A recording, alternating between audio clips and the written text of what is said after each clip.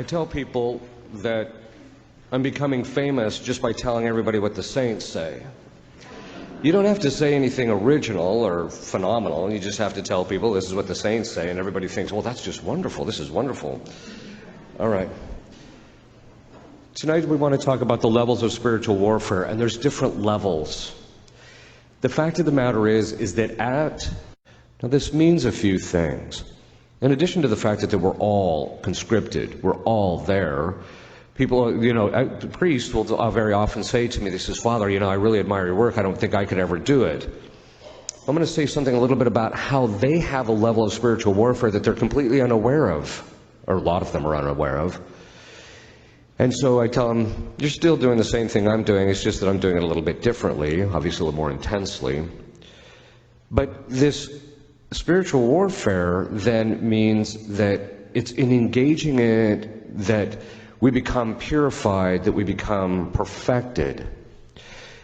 One of the things that happens during the process of people when they're possessed, and they actually go through a series of exorcisms, that they begin to realize is that the demons are actually the instruments of their sanctification. We tend to think of demons as the things that are detracting against our sanctification. That's only true when we give in to them. But when we fight them and work against them, they actually become the instruments of our purification, because we have to deny ourselves, we have to work against them, we have to build virtue contrary to that. The demons actually are constantly trying to get us to commit sins that become vicious, that is, we have vices, so that we become weak. And then that way it's easier to combat us in that process. They want to set up an abusive relationship with us, etc. But if we combat them, then what happens is we begin to develop virtue. The definition of sanctified perfection is the adornment of the soul. Let's back up.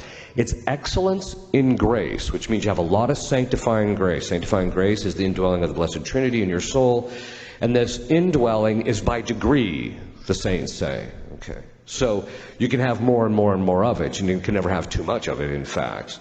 So that means then that it's the excellence in grace, which means you have a lot of it. So then they ask, well, how do you get this excellence in grace? It's in building virtue. So that in point and fact, our perfection comes as a result of diabolic influence in our lives.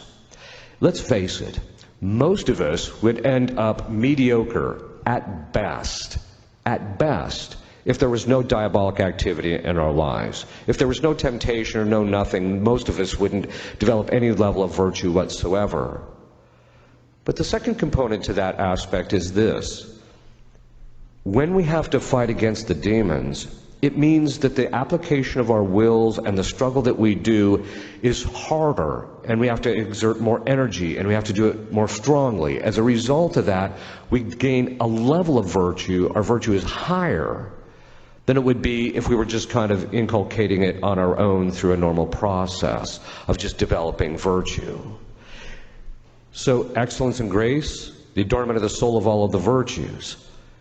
God chooses which virtues he wants to adorn on which souls. Now, technically, he wants all of the virtues, so we have to attain all the virtues, but he chooses in particular people's lives different degrees. There's only one individual other than Christ who has absolutely perfect virtue in every single virtue, and that's Our Lady.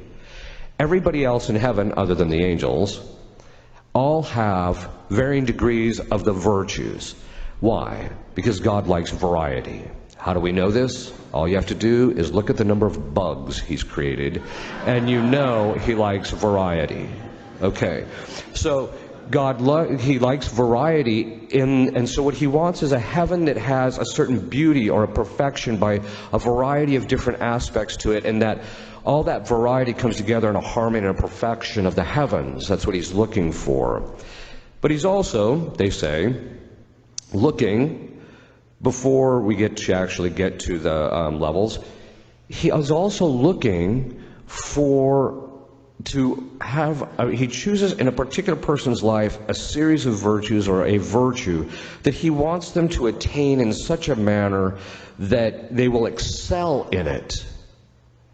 Most people fail to realize that the very area that they habitually commit sins in, if you're falling in one particular area of your life on a habitual basis, what that actually tells you is, one, not necessarily the nature of the demon that you're dealing with. We'll talk about that in a minute. But it actually tells you that God wants you to attain a level of perfection in that virtue, because it's through the struggle that you develop the virtue and that perfection. So instead of looking at it and saying, you know, I'm never going to get this, it should be the other way around. We should be working on it harder in the particular areas that we fall in order to attain that perfection. Okay. Then the demons enter into our lives. He allows demons to enter into our lives primarily as an instrument of our sanctification. Even in cases of possession, I will make demons admit. Exorcists do this on a regular basis. It weakens them when you force them to admit to the person they're possessing that they are actually, this person is becoming holier as a result of the demon's involvement in their lives. They have to fight against him. They have to constantly make acts of confidence in God. They have to constantly be working towards God. They have to work on their own healing. They have to work on their own perfections, their own virtues, their own vices, etc. constantly, because when they're possessed, there's no swimming freely. You either have to fight your way out or you're going to go down. There's no mean. But that's actually also true of the whole spiritual life. There's not a single aspect of the spiritual life in which we must not be working on in some degree if we're not going to attain perfection. Either you're moving upstream in the spiritual life or you're floating downstream. There's no just treading water. One of the biggest or most unfortunate things among a lot of Catholics is they like to reach a certain plateau where they're staying out of mortal sin. They might have a few venial sins they're struggling with. They feel comfortable in their spiritual life. They might be going to Mass regularly. They're receiving the sacraments, and life just seems kind of comfy, and they don't have to. And they know that in order to eradicate those last imperfections in their life, there's going to have to be a lot of suffering and a lot of self-denial, and so they shy away from it. Demons don't let you do that. God allows them into your life precisely to drag you one way or the other. Obviously, God allows demons in our lives, not so much that he wants them, but he allows them in our lives in order so that we can grow in virtue. We become the instrument of their humiliation. We become the instrument of their justice. See, when Adam ate the fruit and Eve ate the fruit, God said to the serpent, which is another name for Satan, he said to him, because you have done this, you will crawl on the ground all the days of your life and eat dust. Now, the crawling on the ground means this, that he will be constantly humiliated. Beelzebub, which is another name for Satan, actually admitted to me once that God the Father actually goes out of his way to set him up to get humiliated. Why? Because it's his just punishment, because his sin was pride. So he actually goes out of his way to humiliate them. The second thing is, so that's he's going to crawl on the ground all the days of his life and eat dust. And then the fathers of the church ask them, what's this dust?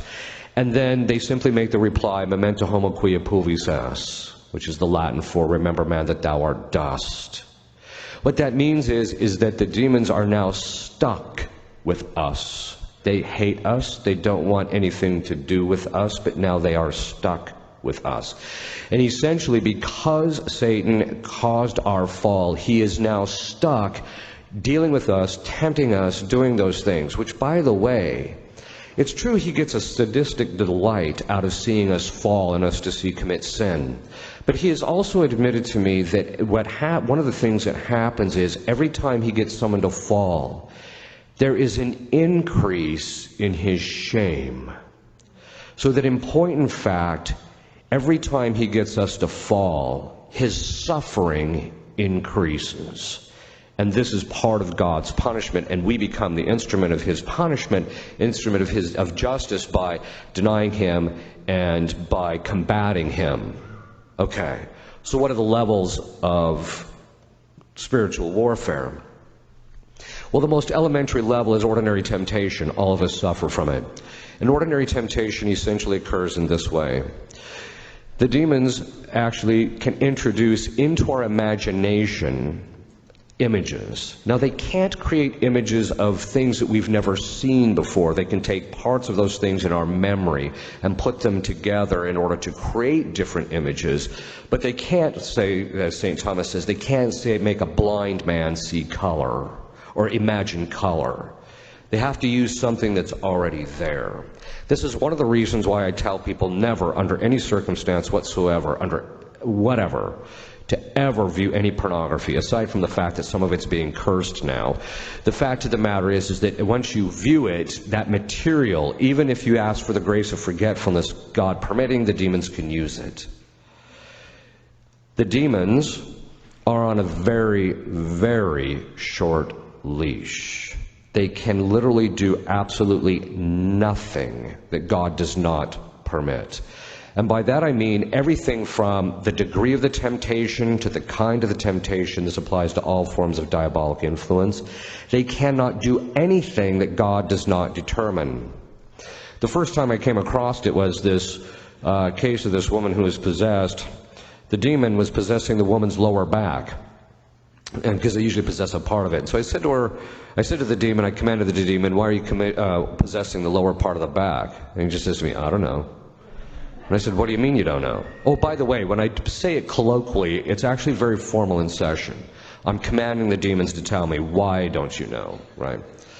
And he says, I don't know. He says, when I entered, Christ restricted me to that part of the body. Now think what that means. And when they enter, one of the things that the church tells you when you're doing exorcisms is there's a series of questions that you're supposed to ask the demons and get the information out of. And what that actually tells you is, one of them, which is the sign of departure, is that when they enter, at least the head possessor, not necessarily all of them, the head possessor knows the complete dynamic of the possession. He may not know all the details of the process of his getting the boot, but he very often knows the date and the hour when he's going to get kicked out because it's revealed to him. He's told what he can and cannot do during that possession case as far as preternaturally manifesting, whether he's going to levitate or not or anything like that. All of that is predetermined by Christ. Whether he can even speak in the languages, there comes time when the suffering and the punishment of the demons is so extreme that the demons will literally turn to God and beg him to allow them to go back to hell. And he's returns silence to them because he doesn't hear their prayers. But why is that? It's because of the fact that that what happens is that he wants them to have to go through this punishment. Now, part of this has to do with the fact that, too, is that they even know when they can and cannot reveal things in order to get the person liberated. So why am I going into this? It's very simple. You have to realize that God uses the demons like any other instrument. The demons will even admit they are slaves of Christ. Slaves of Christ. In fact, every one of us is a slave of Jesus Christ. There's only one question, there's only one dividing line, and that is, are you willingly a slave of his or not? That's the only question. In their case, they're not. Now, that being the case, what that means is that they are forbidden to tell the information, okay? But in our lives, that means that every single aspect of their involvement in our lives is an indication to us from God what he wants us to become purified in, what he wants us to excel in virtue, how he wants us to work out our salvation, what kind of graces he wants us to beg for and achieve, the prayers that he wants us to use in order to that. Why? Because, again, God loves variety.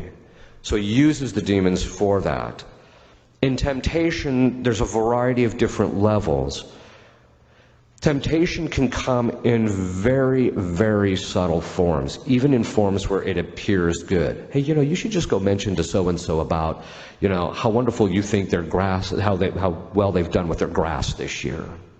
You walk over, you say to the person, you know, you did such a wonderful job with your grass this year, and the next thing you know, the guy's biting your head off. And you're like, where did that come from? Right? And the reason being is because why? Because his wife was just chewing him out because he spent too much time on his grass. Right? Okay, so what does this mean? It means God can, the demons can be permitted in spiritual warfare to suggest even good things to good people to cause damage. This is one of the reasons why the saints talk about the gift of the Holy Spirit of counsel. The gift of the Holy Spirit of counsel is the gift by which we know what to do and what not to do in spiritual warfare, among other things. And so that's one of the things to ask for, is the gift of counsel. But it also means that there has to be a certain humility on our part to realize that, look, sometimes you're just going to be used as the dope in this particular situation, and you just have to have a certain level of humility to realize that demons can put even good ideas in your head. They can very often start out very subtly. In fact, Beelzebub's tendency of temptation, his structure of temptation is identical to his nature. How he manifests in possession is identical to his temptation.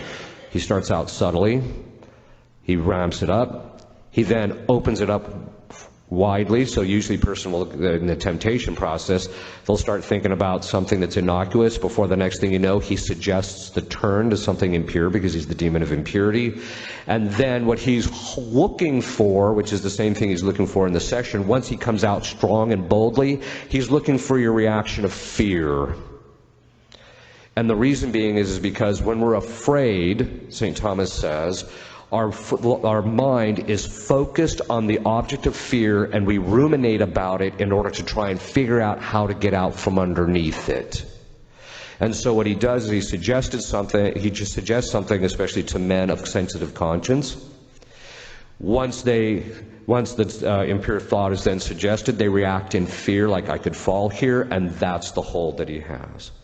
Rather than it having the person immediately turning to God or to Our Lady and saying, I have perfect confidence in you.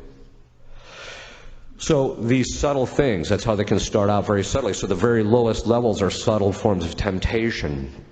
And then they can actually work up through it.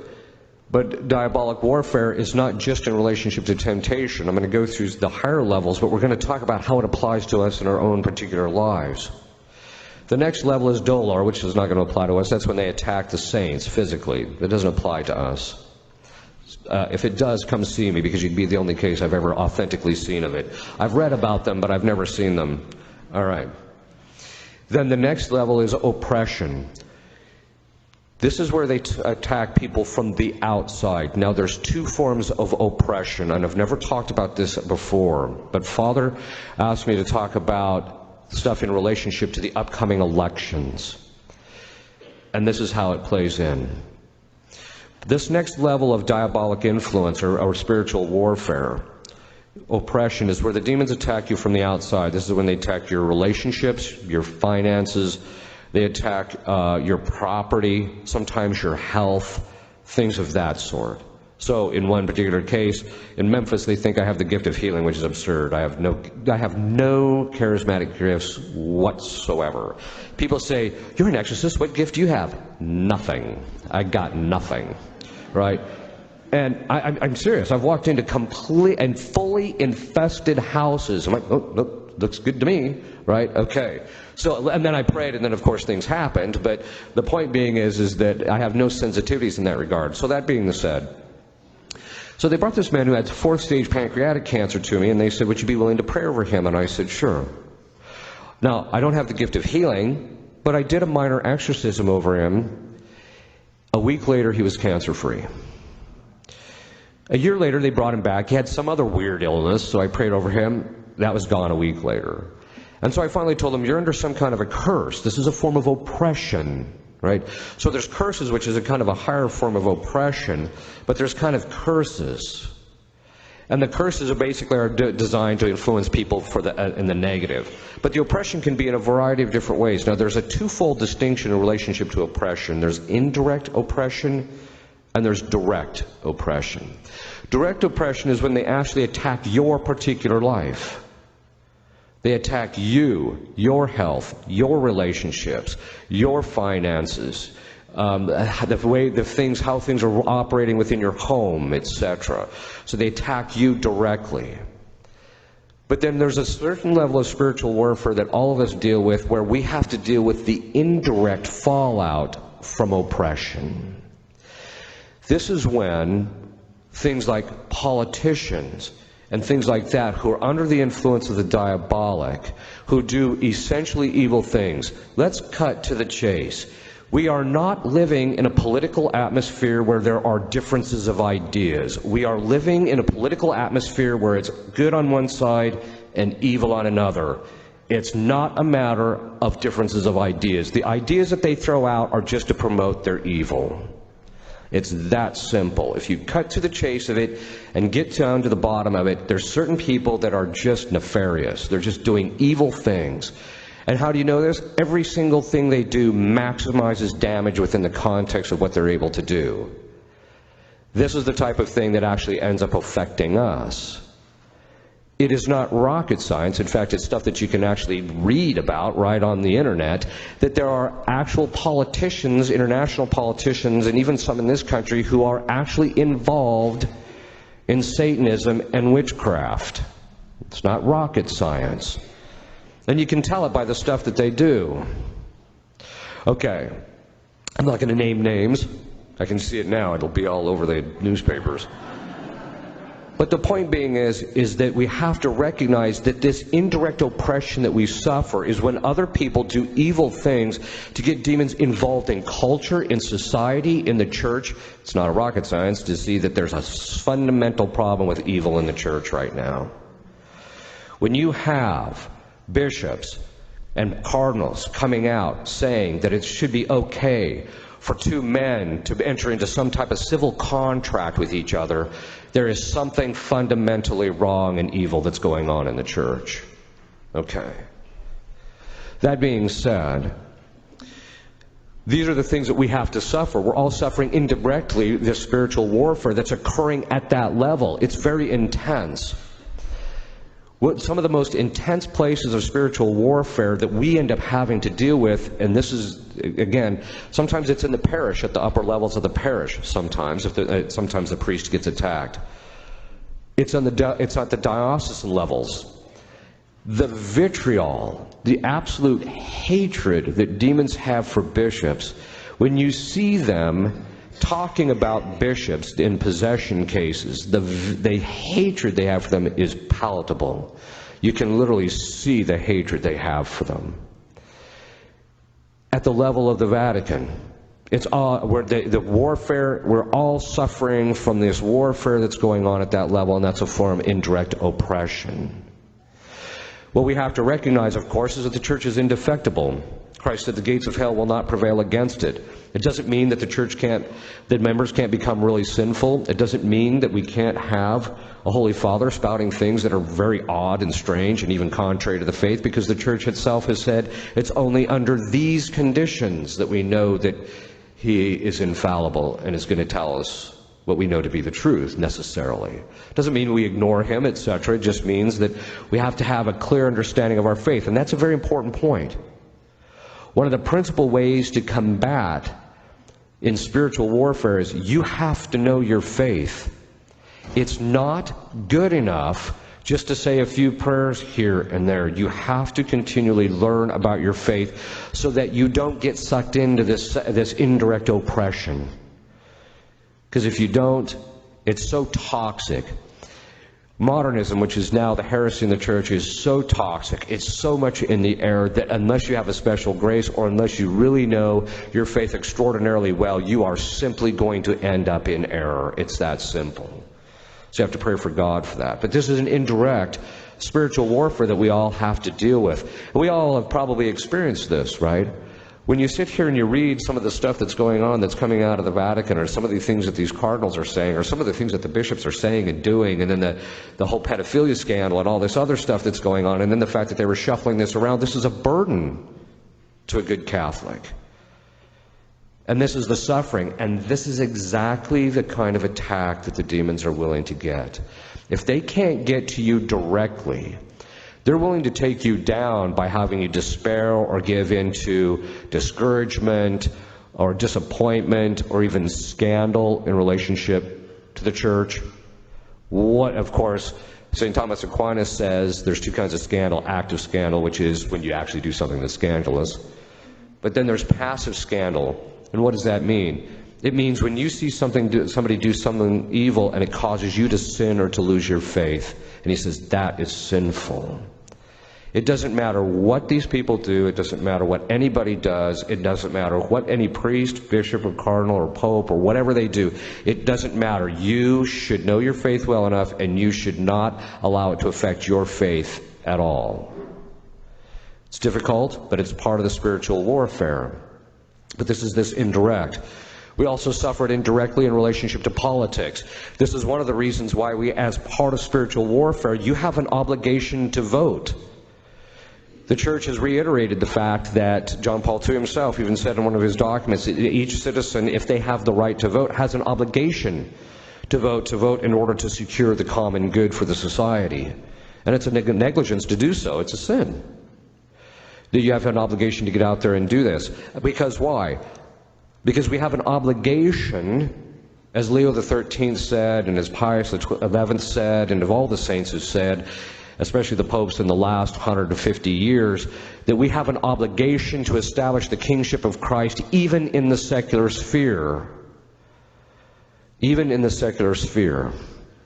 And that means as citizens of this country, we have an obligation to go and vote for those people who are going to uphold life, that is the values of the church, uphold life, protect the common good, make sure that the primary thing, and this is an interesting thing,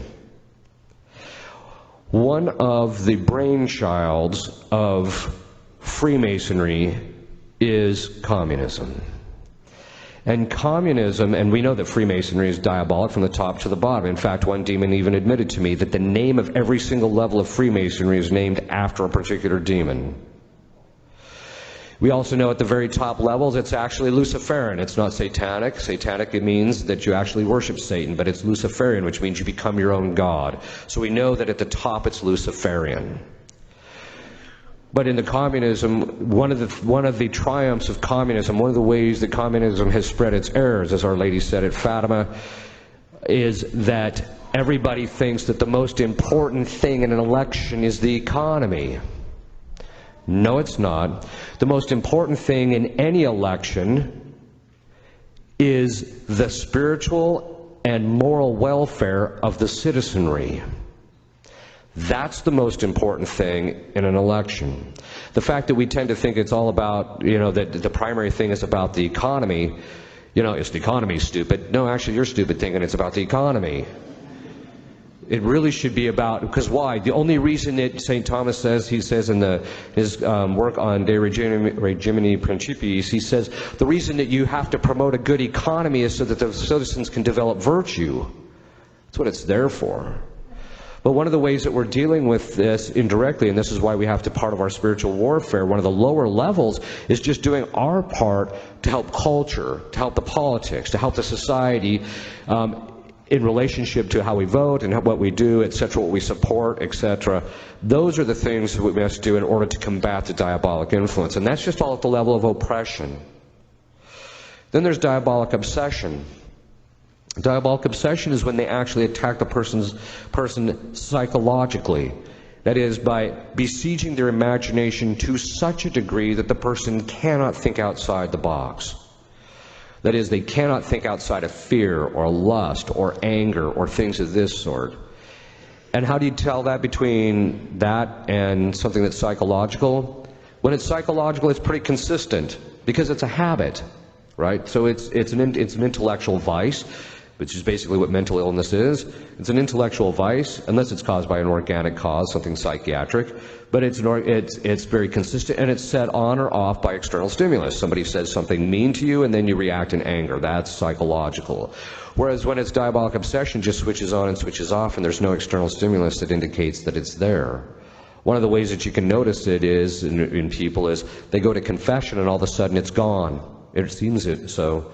And then after 3 or 4 days or more, it sets back in. And this can be about any kind of particular sin. In relationship to that, so there's some people are allowed. Why does God allow them into their lives? Sometimes it is actually, as I mentioned, it's obviously because he wants them to become holier through the process.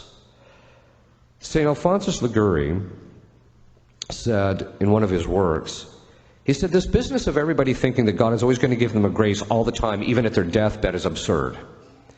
In fact, what he says is that there's a certain number of mortal sins that God preordains, and once that person reaches that point, he's going to pull the plug on the grace. And the person's just not going to be able to combat the diabolic. But that doesn't mean, of course, and how do we know this to be true? We know this to be true because there's the traditional church practice of praying for final perseverance and final penitence. If God always gave us a grace, even at our deathbed, all the time, to every single individual, why did the church ever start that devotion? It wouldn't make any sense, right? But so why am I going into this? The reason I'm going into this is that God will allow demons into people's lives sometimes to punish them. It's not too common.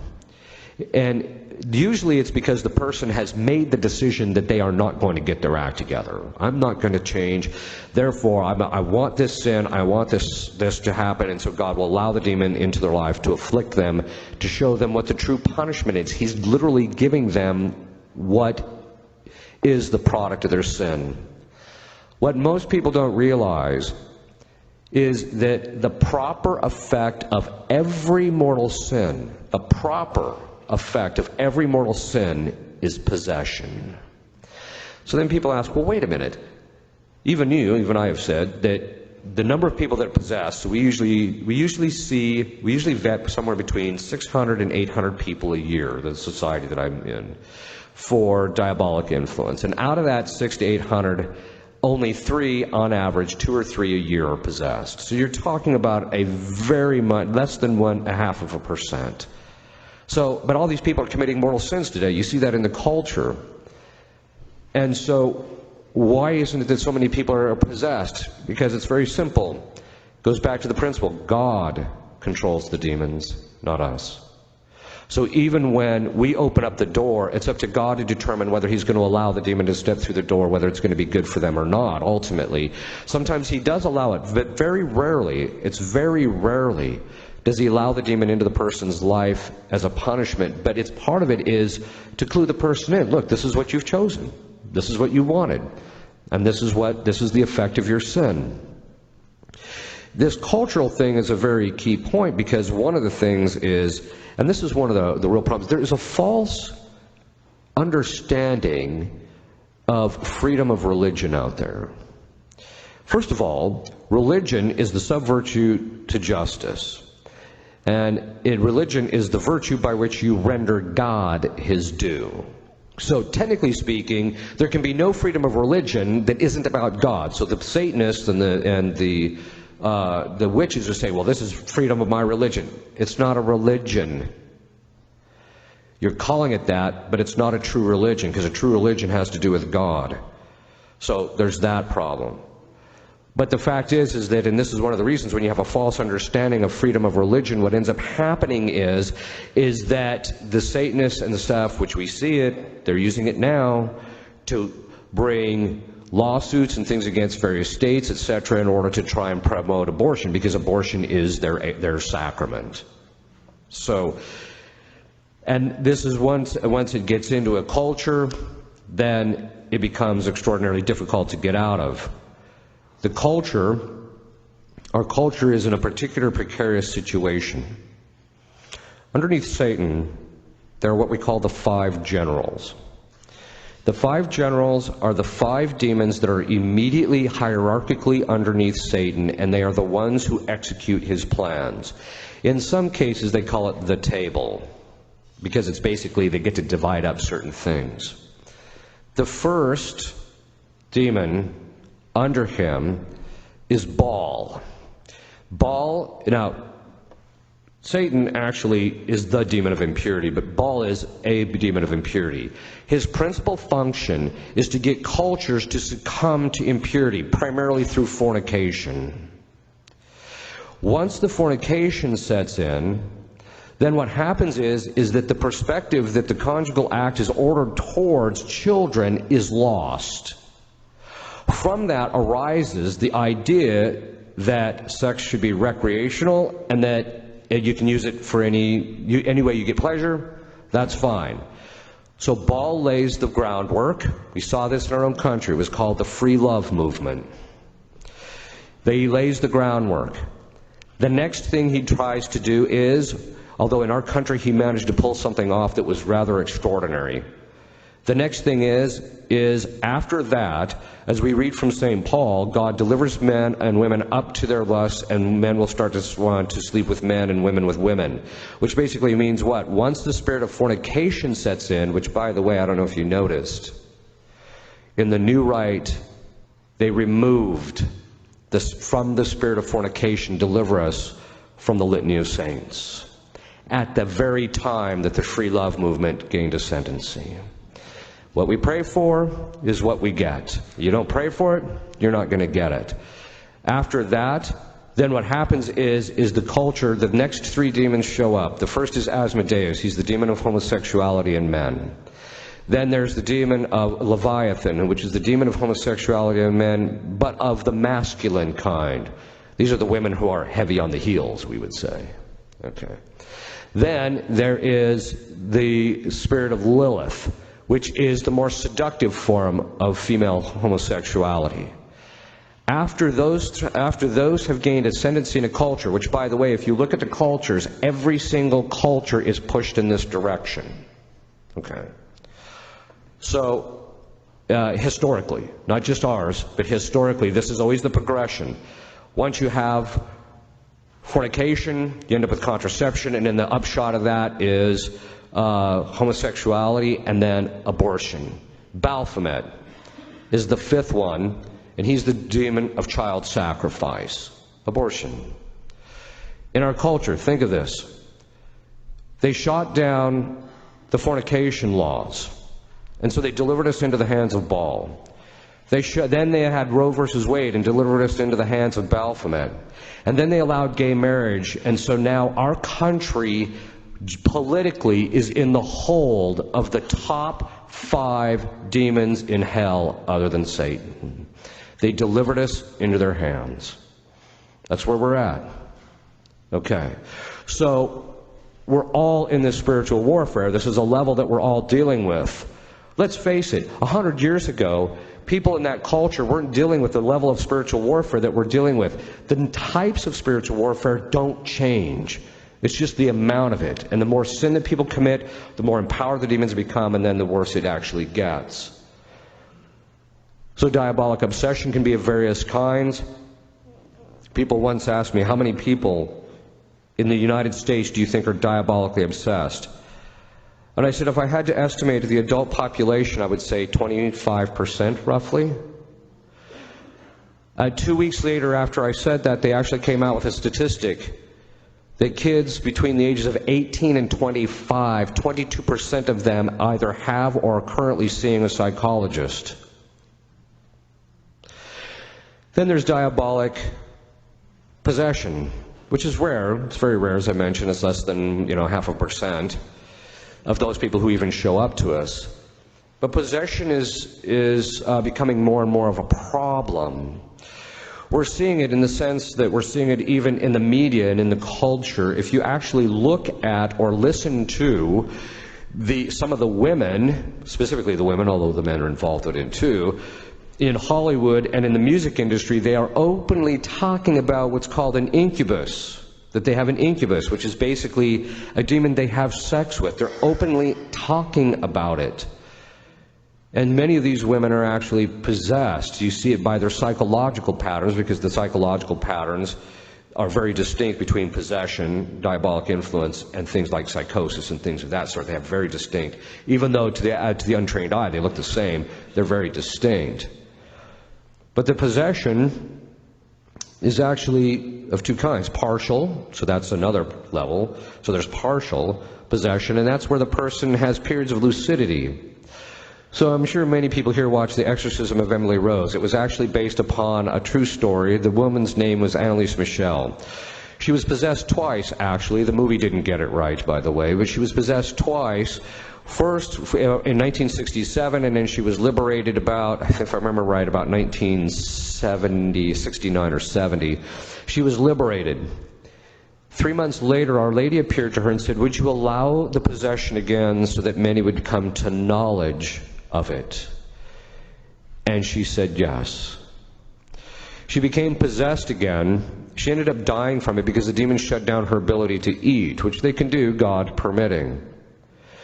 But during her periods of lucidity, she would spend hours in front of the Blessed Sacrament making reparation and praying for the clergy in Germany, because at the time, this was from 1970 roughly until 1972, the German priests were going off the rails at that time. She offered up her possession, all the pain and the suffering that she went through, because when demons manifest, sometimes a person just blacks out, but sometimes the person feels every single thing that the demon is feeling or going through or experiencing, and so it's literally like going through a torture session. That's one of the reasons why it's hard to keep them on focus or on track. But she offered all of that up for the clergy at the time.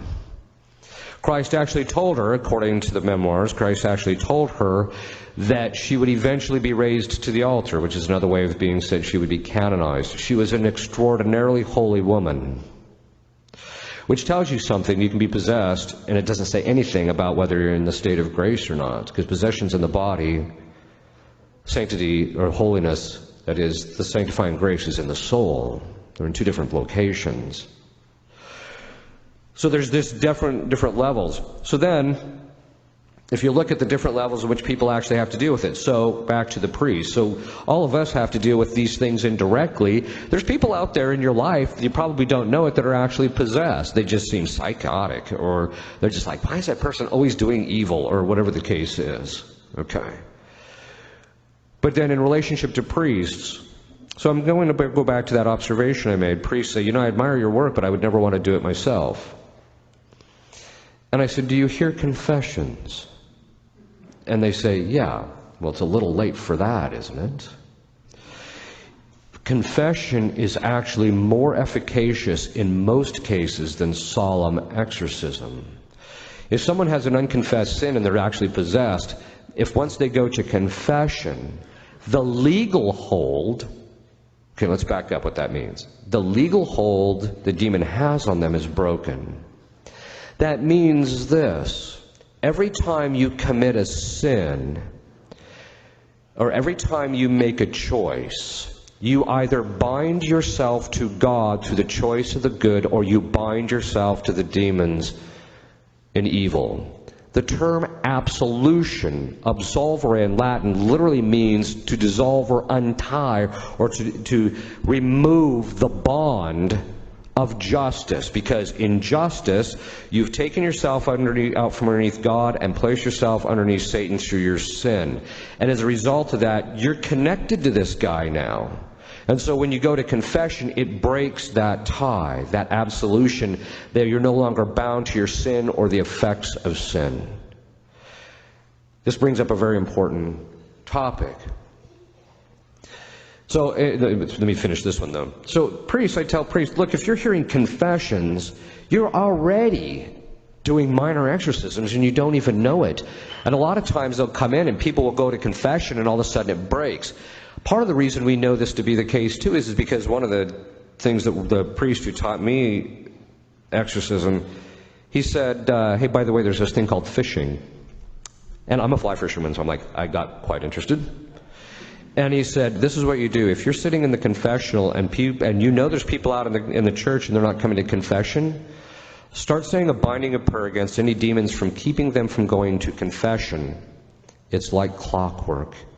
You'll do that within the minute. Within the minute, somebody will step into the confession. Father, I wasn't going to go to confession today, but...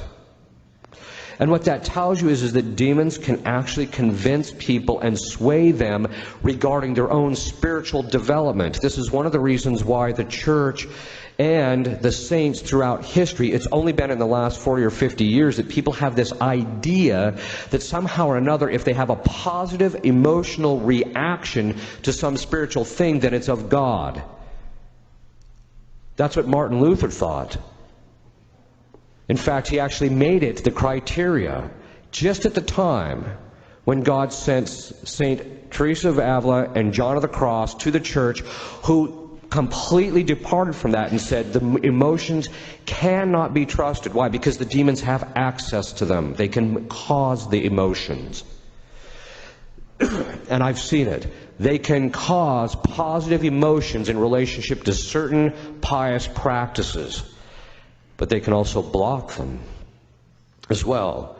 So you can't follow your emotions. They can't be trusted. You have to follow reason enlightened by faith. That's what we should be following. So one time when this one woman who was possessed said, well, I just feel like, I said, wait a minute, let me get this straight. You know the demons have control over your emotions and you're basing your decision off your emotions? Which is a real big problem, because in possession work, you're constantly trying to get the psychological separation between the person who's possessed and the demon, because the demon's gotten into them psychologically and is messing with them, and you got to get that psychological separation, because if you don't, the demon can hide behind that and you can't get anywhere. Okay. So I tell the priests, if you hear confessions, you're absolving people of that tie that they have to these demons, and it breaks the hold that the demons have on them. And as a result of that, the demon is going to retaliate against you. This is why even good priests sometimes will just go through these periods where they're being attacked, assaulted internally in relationship to it. As an exorcist, the only difference probably between me and most priests who are unwilling to get involved in this area, which, by the way, if a priest wants to get involved, I'm like, I'm not so sure. Most good exorcists are the ones who got drug into it kicking and screaming. But the difference is this. It's a boxing ring. It's a boxing ring in several ways. One, it's warfare. You're going to take a beating. Every one of us is in the boxing ring. Every one of us is going to take a beating in some way or another from demons. There's going to be some suffering. There's going to be something that they're going to do to us. It's just the nature of our existence after the fall, but it's also our opportunity for raising our place in heaven. So the difference is that I realized, okay, taking your beating is just part of the process. Right? You just have to be willing to take your beating and fight this thing, and you know you're going to get attacked, and you just have to be willing to suffer through it and be willing to go through that. So the key thing is that willingness to suffer. And that's the thing that demons don't want you to master. They will use every form of fear possible to keep you from being willing to suffer. Because if you're willing to suffer, there is nothing in your spiritual life that you cannot obtain. But if you are unwilling to overcome that fear of suffering, that horror of suffering, as they used to call it in the catechisms, the horror of suffering, if you're unwilling to overcome that, you will never reach the heights of perfection. So you're in the boxing ring, you know you're going to take your beating, you might as well just man up and deal with it. And that's the real issue, is that priests have to realize that the minute they're ordained, the target's on their back, and they're going to be taking the beating. The question is how much are you willing to do it for the sake of those under you? And that's the real question. Okay. So as an exorcist, yeah, are you dealing with a high level of spiritual warfare? Yeah, you are. It's pretty high. Is it constant? No, even God gives us reprieves. People will very often ask me, Father, what do you do to get away from it all? I tell them I smoke cigars and drink scotch. Right? All right. So if someone says, do you really? I said, yeah, once in a while. Like, why do you do that? Because I refuse to allow demons to rob me of a normal life. And that's what demons are trying to do. They envy our lives. They envy the good that we can enjoy. And so as a result of that, they want to rob us of that and make us think, oh, these things are evil, or these things are bad, when in point, in fact, as long as you're in moderation, they're fine. But the point being is that, too, you have to be able to leave work at work. This brings up a very key point in spiritual warfare. St. Peter said, be vigilant and watchful, for the devil goes about seeking someone to devour. In other words, you have to be vigilant. Now, vigilance isn't going to seek it out. It just means you keep an eye on it. So if something spiritually disordered arises up in your family or something, if the demons kind of pop up their ugly head, that's when you cut their head off. Not before. You don't go around looking for them, because if you look for them, they'll find you. And so you have to avoid that. So the levels of spiritual warfare can be very high. Probably the highest level of spiritual warfare, though, is actually the person who's possessed and actually who has decided to cooperate with the will of God and fight their way through it. In fact, I've even told some of the people that have been possessed, I say, okay, now look it. When you get to heaven, you have to be nice to me, because you're holier than me, which means you're going to be above me and you can boss me around. So you have to be nice to me when you get to heaven. Okay. Because they are some of the holiest people I've met. And it's through that spiritual warfare that they gained that level of holiness. I've seen a woman who was possessed by Beelzebub. Beelzebub's another name for Satan. Goes 6 months. The demon of impurity goes 6 months without committing venial sin. Venial sin. So when we think to ourselves, oh, I'm struggling in my spiritual life, we don't have a clue. These people's spiritual battle and warfare is on a level that none of us ever experience.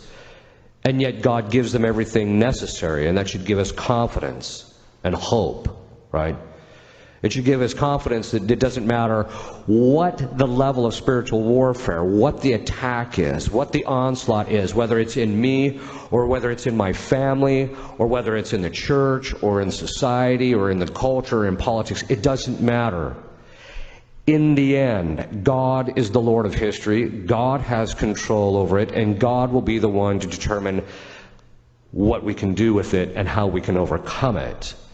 And that just means that we have to cooperate with Him if He wants the demon in his life, in your life. And usually everybody's got one. Usually most families, in my experience, most families have generational spirits, sins that the parents or somebody committed, and it gets passed on from generation to generation as a form of temporal punishment due to the sin. That's all part of the traditional Catholic teaching. Some people think, oh, this is all Protestant. No, it's not. It's actually part of the traditional Catholic teaching. All you have to do is look at Adam and Eve. We all got stuck with the generational spirit, Satan, from their one sin, right? It's just that some people get passed on specific things. The other thing is, too, is that God wants your sanctification. Now, that tells you something. How much demons are involved in your life and attack you tells you the level that He wants you to obtain in heaven. That's what that tells you. If you have absolutely no demons in your life, which is unlikely, but if you've got just little guys running around, that's a bad sign, right? It's a sign that you're not going to probably get too high, right? Whereas if you're struggling, you're fighting your way through it, etc. This is one of the reasons when I see families who have a strong Catholic faith and they're being besieged, I look at them and I think to myself, God wants holiness out of that family more than it does others. Because that's really what's going on there. I'm not suggesting the demons are good. No, they're completely evil. Their will is completely bent on evil. And one of the things I've got to dispel, because it's all complete nonsense, is this business that says, oh, well, at the end of time, nobody's going to be in hell because God's going to give people the choice. First of all, that is directly contrary to Revelation. It's directly contrary to the words of Jesus Christ.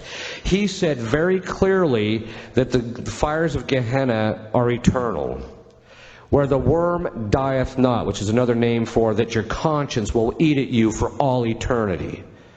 It will not end. It's a formal part of church teaching that it's a permanent, once you're in hell, it will last for the rest of eternity.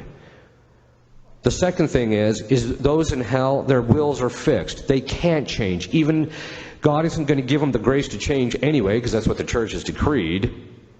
But the second thing is that they can't change because their will is fixed in evil.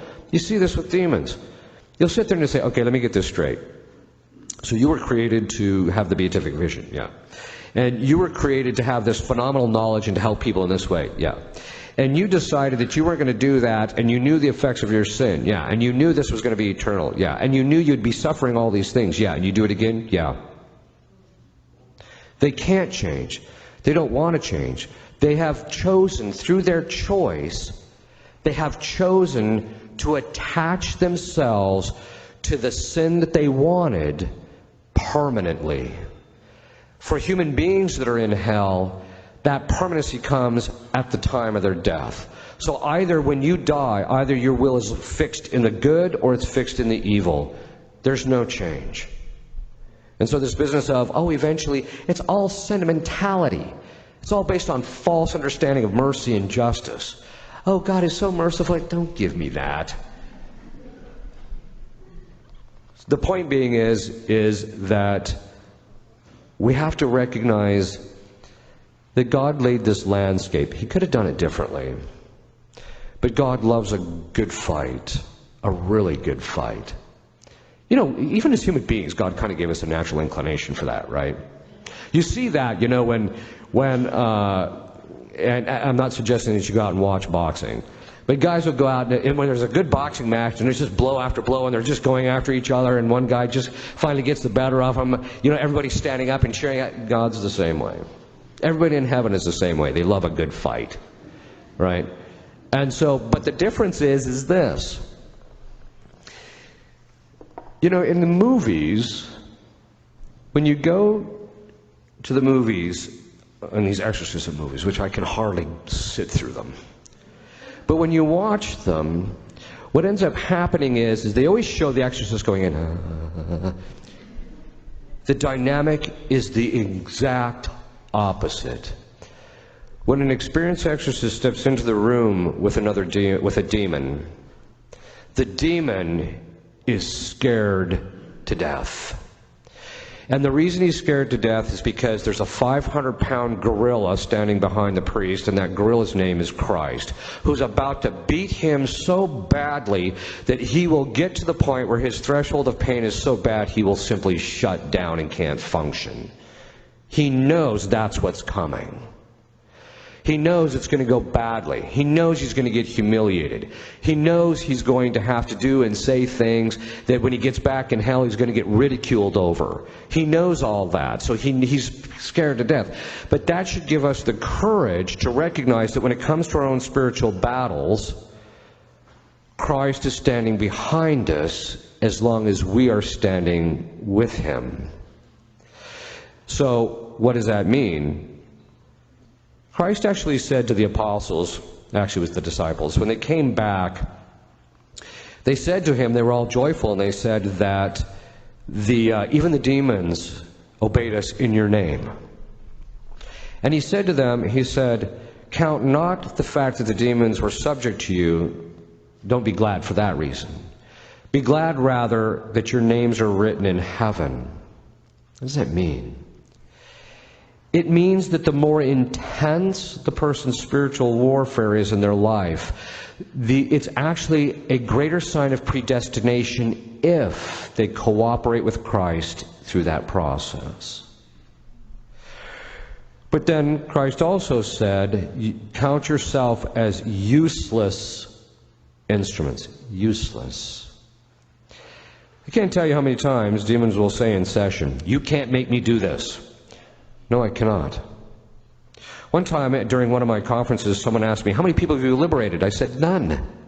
I haven't liberated anybody. Now, Christ liberated lots of people in my presence, but I haven't liberated anyone because I don't have the power to liberate anybody. Only Jesus Christ acting through me, through the exorcist, or through you, can he liberate you or people in your family or what have you. The point being is that we are useless, and it's only when we let Christ act through us.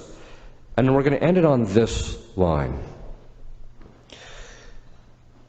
One time during one of the sessions that I had, this woman was possessed by a demon of fear. And what Christ was asking from all of us, we found out, is that everybody work on humility.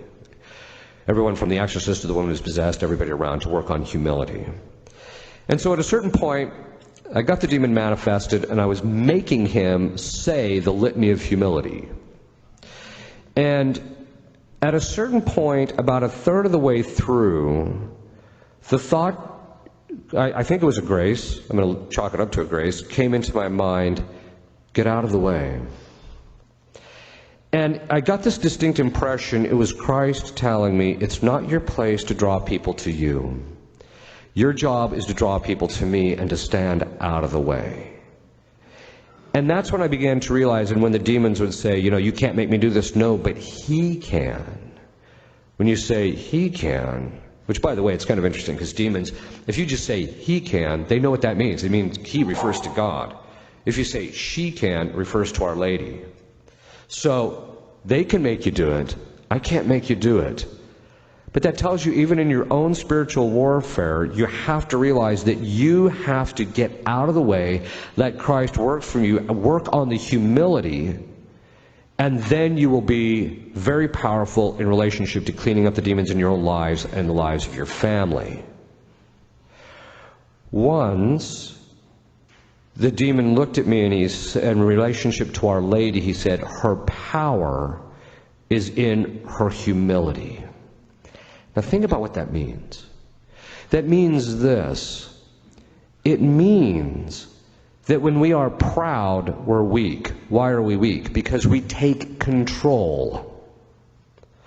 Whereas when we're humble, we let Christ operate through us, and he has infinite power. He's omnipotent, and therefore can accomplish anything. And so it's through the humility.